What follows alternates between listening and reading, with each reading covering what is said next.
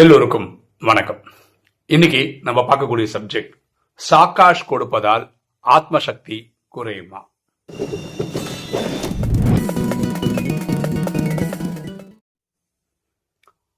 பாருங்களேன், நான் ஒரு சீனியர் பிரதர்கிட்ட ரொம்ப நேரம் பேசிட்டு இருந்தேன். அப்போ அவருடைய பார்வையா நிறைய விஷயங்கள் சொன்னார். அதாவது நான் என்ன சொல்றேன்னா, இதுதான் கரெக்ட், இதுதான் தப்பு அப்படின்னு நான் சொல்ல வரல. ஒவ்வொருத்தரும் இந்த ராஜயோகத்தை பல வருஷமா ப்ராக்டிஸ் பண்றாங்க. அவங்க பார்க்குற பார்வையை நான் உங்களுக்கு ப்ரெசென்ட் பண்றேன். உங்களுக்கு அது பிடிச்சிருந்தா எடுத்துக்காங்க, இல்லையா உங்களுக்கு எது கரெக்டுன்னு தோணுதோ அதை பண்ணிட்டு போங்க. ஓகேவா? இப்போ நான் உங்களுக்கு சொல்லியிருக்கேன், நான் ஒரு செட் ஆஃப் அஜெண்டா வச்சிருக்கேன் அமிர்த வழியில். இதெல்லாம் டிஸ்கஸ் பண்ணுறதுக்கே எனக்கு 30 மணி நேரம் பர்ஃபெக்டாக தேவைப்படுது அப்படின்னு நான் உங்களுக்கு சொல்லியிருக்கேன். அந்த ஆத்மா சகோதரர் என்ன சொல்றாரு அப்படின்னு பார்த்தீங்கன்னா, அமிர்த வேளையில நம்ம ஆத்மாவை சார்ஜ் பண்றது மட்டும் தான் நீங்க பண்ணணும், வேற எந்த வேலையும் நீங்க பண்ணக்கூடாது அப்படின்னு சொல்றாரு.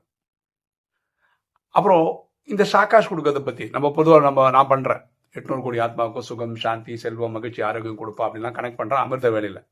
அவர் என்ன சொல்றாருன்னா, இதெல்லாம் நீங்க இப்ப பண்ணக்கூடாது, அமிர்த வேலையில பண்ணக்கூடாது, அதுக்கு அப்புறம் பண்ணிக்கங்க அப்படின்றாரு. நான் சொன்னேன், அப்போ பண்ணாமல் வேற எப்போ பண்ணுறது, அதுதான் பெஸ்ட் டைமு அப்படின்னு. இல்லைங்க, நீங்கள் உங்கள் ஆத்மாவை நீங்கள் ஃபுல்லாக சார்ஜ் பண்ணிக்கங்க, அதான் முக்கியம் அப்படின்னு. அப்போ நான் இந்த கேள்வி கேட்டேன், சரி நான் சாக்காஷ் கொடுக்குற அமிர்த வேலையிலே அப்போ என்ன ஆகும், எனக்கு ஆத்மா கொடுக்குற, இறைவன் கொடுக்குற சார்ஜ் அப்படியே இதாயிடுமா, காணாமல் போயிடுமா, இல்லை குறைஞ்சிருமா? அவர் சொன்னார், இல்லை இல்லை இல்லை, அதுக்கும் இதுக்கு சம்பந்தம் கிடையாது. சாக்காஷ் கொடுக்கறதுனால ஆத்மா எனர்ஜி குறையாது, அதில் குறையாது அப்படின்றார். அதாவது புரிஞ்சுக்கங்க, இப்போ எனக்கு இந்த 15 வருஷமாக ராஜயோகம் ப்ராக்டிஸ் பண்ணுறேன். அவர் ஃபஸ்ட்டு 6 வருஷம் நான் கிளாஸ் எடுத்திருக்கேன்.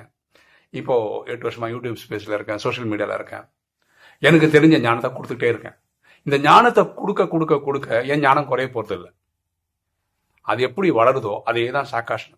சாக்காஷில் நான் எல்லா 800 கோடி ஆத்மாவுக்கும் சுகம், சாந்தி, செல்வம், மகிழ்ச்சி, ஆரோக்கியம் கொடுத்துட்டே இருக்கேன்னு வச்சுக்கோங்க. அந்த சக்தி கொடுக்க கொடுக்க கொடுக்க என்னோட சக்தி எனக்கு குறையெல்லாம் போகுது இல்லை, என் சக்தி கூட தான் போகுது. அதில் மாற்றுக்கிறதே கிடையாது.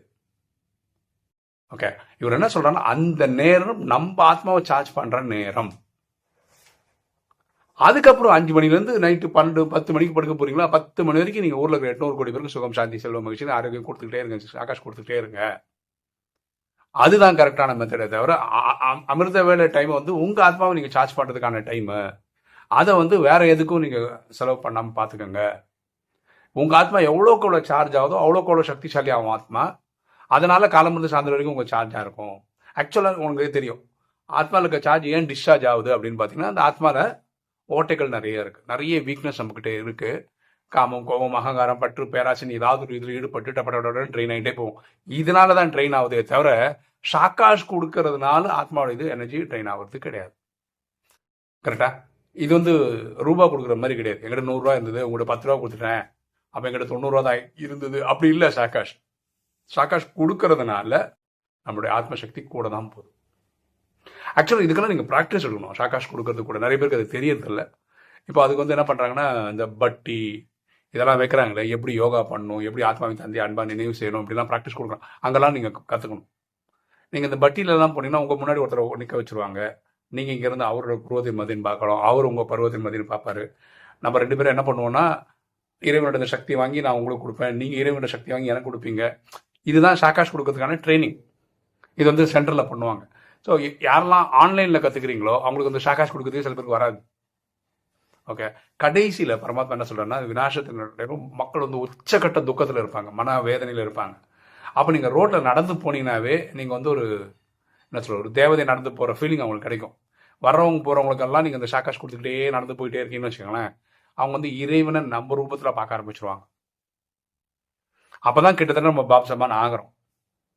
புரியுதுங்களா?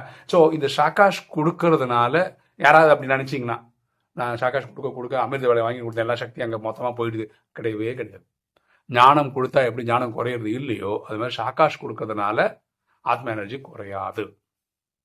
ஆத்மா எனர்ஜி எப்படி குறையுதுன்னா, விகாரங்களில் ஈடுபடுறதுனாலையும் லீக்கேஜ் இருக்கிறதுனாலையும் அதை நம்ம ஃபிக்ஸ் பண்ணாமல் இருக்கிறது அதனால தான் வருது. அப்போ அது ஃபிக்ஸ் பண்ணுறதுக்கான மெத்தடு தான் நம்ம என்ன சொல்கிறோம், சாத்வீக உணவு சாப்பிடுங்கள், இறைவு நினைவுலேருந்து சமையுங்கள், இறைவு நிலையிலேருந்து சாப்பிடுங்கள் அப்படிலாம் சொல்கிறோம் பார்த்தீங்களா. இதெல்லாம் பண்ணும்போது ஃபிக்ஸ் ஆகிடும்.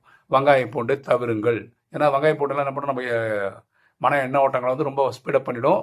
உங்களுக்கு வந்து கான்சென்ட்ரேட்டாக நீங்கள் கனெக்ட் பண்ண முடியாது. இதெல்லாம் தான் அது கரெக்ட் பண்ணுறதுக்கான மெத்தட்ஸ். கரெக்டாக அதுதான் இந்த ஸ்ரீமத்தை ஃபாலோ பண்ணுங்க அப்படின்னு சொல்கிறாங்க. இதெல்லாம் பண்ண ஆரம்பிக்கும் உங்களோட இது பேக் ஆகும். அதாவது ஆத்மால வாங்குற எனர்ஜி அப்படியே ஸ்டோர் ஆகும்.